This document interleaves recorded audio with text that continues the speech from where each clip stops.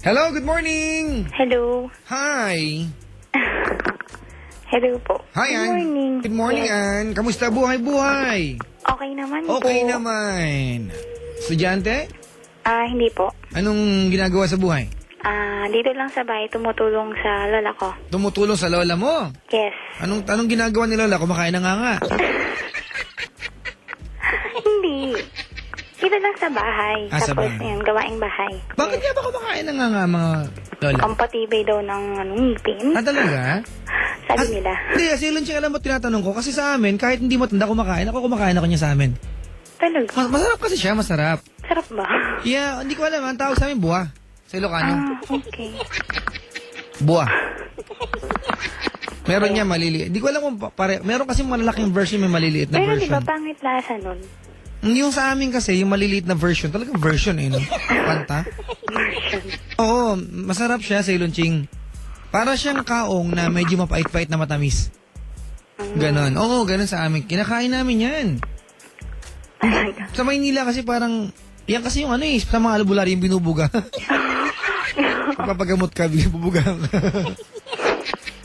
Meron kaming yung kasambahay namin before. Oo. Nagmanganga. Ganon. Ayan. Bakit nga ba sa ilonching? Alamin mo nga.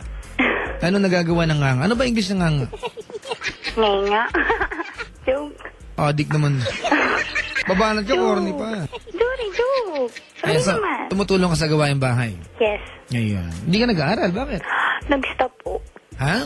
Nag-stop. Alam ko nga, nag-stop ka. Hindi ka nag-aaral eh. Oo nga, sabi ko nga. So bakit nga? Ba't di ka nga nag-aaral? Ano tawag nito? Kasi ako din may kasalanan. Ang ginawa mo? Nagloko. Anong klaseng pagluloko? Hindi, hindi pumasok. Hindi pumapasok. So cutting classes. Yes. Ganon. Pero may reason naman, hindi naman basta-basta cutting classes lang. Ay, sabihin mo nga sa akin yung magandang reason ba't nagka-cutting classes sa mga estudyante? Ako iba kasi may Ano nga? Dali. may problema lang talaga sa bahay namin. So mayroon bang problem na solve dahil nag-cutting classes ka? Hindi naman, pero Yun. but now, kasi ang tagal na din, di ba? Pero ngayon, mas okay na. Ayun, inintay ko na lang yung first sem ulit by June, right? So college ka nang minto ka. Yes. Sa mga estudyante po, if you have family problem, okay mag-cutting classes. Hindi naman solusyon yan eh, di ba? Tama. Malay mo, ikaw pala yung mag-inspire sa family mo na maayos, di ba? By studying, very well, di ba? Ngayon, yun nga, I'm looking forward na makapag-aral ulit by first sem. Good. Anong course? BSHRM. Wow. HR. Anong height mo? Pandak ako eh. Ano nga? 5 flat, 5'1", mga ganun. 5. May bigote ka ba? May bigote ka? Ay, lalaki ito. Matanong lang. Babae. Dali. Ano ang paglilingkod ko kay Ann? Gusto ko lang magtanong sana. Kung ano gagawin ko, Papa Jack. Ano ba? Ano problem? Tungkol sa love life. Love life? Yeah. Kasi Okay. tawag nito. Ewan ko sa'yo. May Hindi, boyfriend ka? Oo. Gano'ng katagal na kayo? 3 years and 1 month. 3 years and 1 month? 14 ka pa lang? May boyfriend ka na? Hindi, turning 15 naman. Ikaw naman. 14, syempre. Oo. Turning 15 to 14? Yun. Tapos, kasi born again nga ako, di ba? Opo. Born again ako. Tapos, di ba, uso sa born again yung baptize. Hindi ko alam kung anong uso dyan. Pero alam ko, Pero di ba may may baptize mga relihiyon na hindi uso ang tawag dyan, te, di ba? Kumbaga, Talagang sa Lunching may tawag dito. It's a part of ritual? Oo. Ritual ba? Or Parang ganun. Tama. kasi mga kaibigan, that I was a part of born again Christian dati sa Ilan. Talaga. Ayan. Nag-ano ako na. Alam mo yung community service? Tapos ikaw yung mag-leader ng Bible study? Oo. Ayan. Ayun. Kasi kailangan ko na magpabaptize. Ang akin kasi, before, magpapabaptize na sana ako. Kaso lang, kasi nga iniisip ko yung, diba, yung jowa Earth. Kasi ako, gusto ko kapag nagpabaptize na, maayos na talaga. Yung straight. Hindi naman left and right. Straight. Hold on. Anong kinalaman ni boyfriend sa pagkabinyag? Sorry, Kasi bautismo. bawal kasi Ang alin? yung relationship namin. In what sense bawal? Alaman dagat siya. Ha? Alaman dagat siya. Ha? Tibo. Mm-mm. Okay. Hindi siya lamang dagat. Stonefish siya. Ano na? Stonefish. Okay. Ayun. Oo. Pag butch, coral reef yan. Si Ceylon Ching, ang halamang dagat. Ayan. Okay. Yun, sorry. Janitor Tapos fish, yun. ha? May nag-text, teka lang, ha? Ceylon Ching, betel nut daw ang nga. Wow, social to, oh. Bago to. Betel nut? Oo. Di ba pretend? Ha? Betel nut sa English. Sabi dito, Ano ba? ang nga. Salamat po sa information.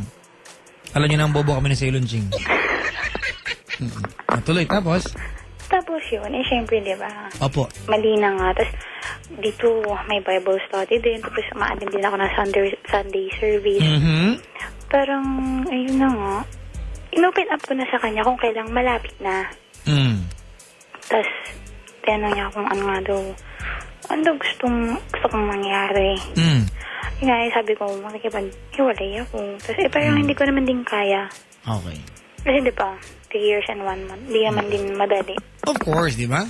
Tapos yun, tapos ngayon, okay kami. Ang sinabi niya, hintayin na lang, okay muna ngayon. Tapos, let's wait na lang daw kung darating na yung date na yon. After nun, nababaptize nga ako. Hindi niya daw ako iti-text ganun. Pero hindi ko naman kaya. So, nakaset kayo na pag nagpa-bautismo ka, ha? Yes. Ayan. Ceylon Ching, I have to be really sensitive sa topic na ito. And be careful, mga kaibigan. Papangunahan ko na, may disclaimer na ito, ha? Papangunahan ko na kayo, mga kapatid, na ano man sasabihin ko sa isyong ito is personal ko po. Alright? Okay lang ba? Okay lang. Kasi usapin ito ng religion, eh. Naniniwala kasi ako na ang religion is a matter of respect. Pwede may mag-asawa kasi magkaiba religion. Kung kaya nyo respect ang mga religion ninyo, okay lang. Kanya-kanyang paniniwala. It's not because na meron kang partner sa buhay, surrender mo yung beliefs mo sa kanya. Diba? Personal yan, sarili mo yan. Hindi mo pwedeng kopyahan sa ibang tao yan. Diba, Ceylon? Huy! Sakit ka ba? Makakabenta ka ng cake bukas. Ganito, Ann. Okay. Naniniwala ako, sorry mga kaibigan kung magiging babaw yung basihan ko, naniniwala ako na napapangatawan nyo na lang yung mahabang panahon na magkasintahan kayo, kaya gusto mo ituloy ito. Yun ang tingin ko, ha. Pero diba? kasi din ako sa kanya, Papa Jack. Well, salamat naman kung ganun. Tsaka kasi through my ups and downs, nandyan siya kapag, diba, pag may problema. Yung ganun. May mga times kasi na pag may problema ako dito sa bahay, sa kanya ko sinasabi.